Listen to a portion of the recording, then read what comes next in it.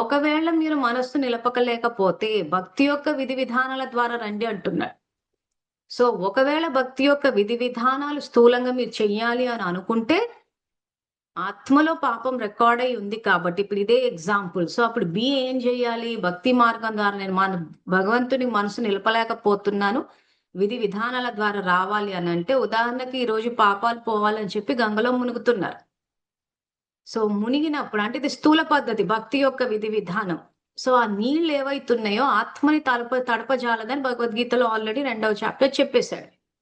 కానీ మునిగిన తర్వాత భక్తి నుంచి చేసేటప్పుడు ఏం చేయాలంటే, ఈరోజు 4వ తారీఖు సపోజ్ నేను వెళ్ళి ఈ రోజు గనక మునిగాను అనుకోండి, మునిగిన తర్వాత భగవంతుని ఎదురుగా ప్రతిజ్ఞ చెయ్యాలి, ఇంకా నేను మళ్ళీ ఈ రోజు నుంచి ఏ తప్పులు చెయ్యను అని. సో ఈ రోజు 4వ తారీఖు మునిగిన తర్వాత ఇంకా ఈ రోజు నుంచి ఏవి చేసుకుంటూ వెళ్ళొద్దు, ఆ ప్రతిజ్ఞ నిలబెట్టుకోవాలి. సో స్థూలమైన నీళ్ళని ఆధారంగా తీసుకుని స్నానం చేసి మళ్ళీ దాన్ని ఇలా పోసి చేసి మళ్ళీ శివుడి మీద పోసి ఇవన్నీ ఏవైతే చేస్తున్నామో స్థూలంగా చేసి మళ్ళీ ప్రతిజ్ఞ చెయ్యాలి. చేసి ఈ రోజు నుంచి ఇంకా మీరు తప్పులు చేయకుండా ఉండాలి. సో అప్పుడు ఏమవుతుంది? 4th ఈ రోజు తారీఖు వరకు ఏ పాపాలైతే అన్ని చేసుకున్నామో అవి మనం ఈ రోజు నుంచి మంచి పనులు చేసుకుంటూ పోతే ఈ పుణ్యం డామినేట్ అయినప్పుడు దీని యొక్క ప్రభావం మన మీద పడదు.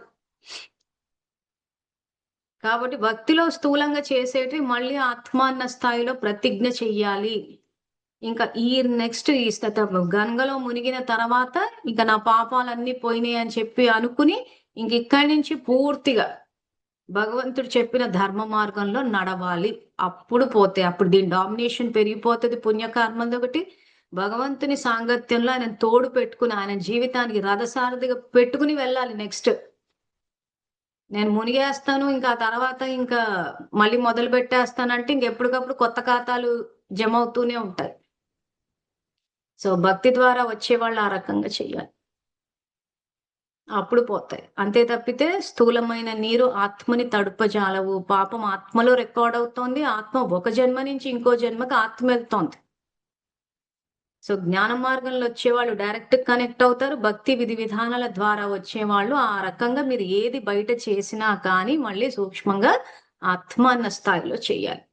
సో మనకి ఏ పద్ధతి సులువు అన్నది ఎవరికి వాళ్ళు మీ యొక్క శక్తి సామర్థ్యాలకు తగ్గట్టు నిర్ణయించుకుని ఆ పద్ధతిలో చేస్తేనే మీకు రిజల్ట్ వస్తుంది. ఊరికే స్థూలంగా మునిగి లేస్తే మాత్రం ఊరికే స్నానం చేసి వచ్చినట్టు ఉంటుంది అంతే. సో ఇది భక్తి ద్వారా చేసేది. సో ఇది జ్ఞాన మార్గం. సో నిర్ణయం అన్నది తీసుకుంటారు.